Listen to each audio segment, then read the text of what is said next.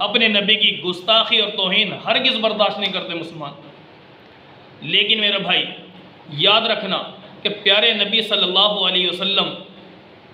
کے اوپر نازل ہونے والی کتاب بھی محفوظ، پیارے نبی کی ذات بھی محفوظ، تو اگر ان سے مفتی طارق مسعود دامت برکاتہم العالیہ سے کچھ الفاظ میں خطا ہو گئی، رجوع کر چکے، لیکن امت کو جو یہ سبق دیا جا رہا ہے، شر پھیلایا جا رہا ہے، جس کو اللہ کا قرآن کہتا ہے ان الذین یحبون ان تشیع الفاحشہ فی الذین آمنوا لہم عذاب علیم فی الدنیا والآخرہ، وہ لوگ جو امت مسلمہ میں مسلمانوں کے درمیان ایسے جملے پیش کریں، ایسی بے حیائی کو عام کریں، ایسے معاملات کو کریں جس سے امت ٹوٹ پھوٹ کا شکار ہو، نفرتیں پیدا ہو جائیں، معاملات خراب ہو جائیں، اگر اس طرح کوئی انسان کو یہ کارنامہ سر انجام دے رہا ہے تو اللہ کا قرآن کہتا ہے لہم عذاب علیم فی الدنیا والآخرہ، اللہ تعالیٰ اس کو دنیا میں بھی رسوا کریں گے، عذاب دیں گے، اور موت کے بعد بھی آخرت میں اس کو عذاب بھی ملے گا۔ اس بات پر کیوں ایسی باتیں کیوں پھیلائی جا رہی ہیں جس سے امت ٹوٹ پھوٹ کا شکار ہو؟ یہ غلط نظریہ ہے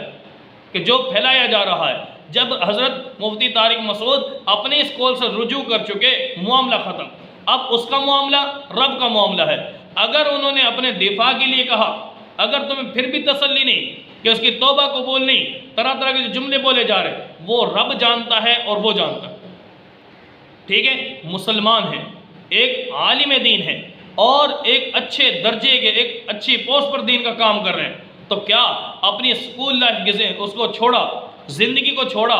دین کی خدمت کے لیے زندگی کو وقف کر دیا، پیارے نبی کے پرچار دین کا کرتے رہے آج تک وہ نیکیاں سب بھول گئے، کارنامے بھول گئے؟ تو میرے بھائیو دوستو، اس لیے میں عرض کر رہا ہوں کہ پیارے نبی صلی اللہ علیہ وسلم کی صفات، پیارے نبی کی ذات، پیارے نبی کا قرآن، پیارے نبی کے صحابہ، کسی بھی لحاظ سے ان سے بے ادبی، گستاخی کا پہلو اس میں نہیں تھا ان کی بات میں، اگرچہ تمہیں ظاہراً لگا، اور یقیناً الفاظ سے شو ہوتا ہے، مانتے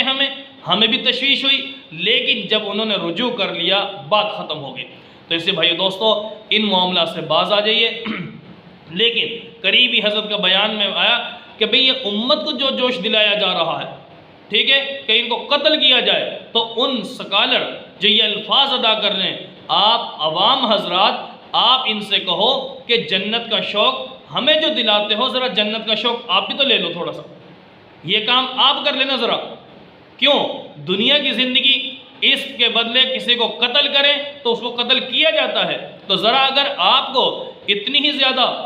وہ معاملہ ہے تو آپ ذرا یہ کام خود کر لینا۔ اور یاد رکھنا، جب ایک انسان توبہ کر چکا، اس کے بیک گراؤنڈ کو دیکھ لو، بقیہ زندگی کو دیکھ لو، معاملات ہیں، اور یقیناً اس طرح اس کے اوپر کفر کے فتوے لگانا ناجائز ہے، بے جا ہے، فضول ہے۔ اب ایک انسان توبہ بھی کر چکا، اس کے باوجود، معذرت کرنے کے باوجود بھی اگر کفر کے فتوے اور قتل کی سازشیں اور طرح طرح کے معاملات اگر انسان کرے گا، تو سوچ لے کل قیامت کے دن کیا پیارے نبی کو منہ کیا دکھائے گا؟ وہاں پر ایک قتل ناحق تیرے ذمے میں پڑ جائے گا۔ جو آج عوام حضرات یہ کام کرنے پر تلی ہوئی ہیں، اور یہ مذہبی سکالر جو ایسے بنے ہوئے، وہ ان کو بھڑکا رہے ہیں عوام کو، یقیناً امت کے دل میں محبت رسول ہے اور ان کو یہ چیزیں برداشت نہیں ہیں، لیکن اس کے باوجود یہ گستاخ رسول نہیں بنتے، سزا نہیں بنتی ہے، اور توبہ بھی اگر بالفرض اگر تمہارے نزدیک بنتی ہے تو وہ توبہ کر چکے، معذرت قبول اپنی کر لی انہوں نے۔ تو اس لیے ہمیں ان چیزوں سے باز آ جانا چاہیے۔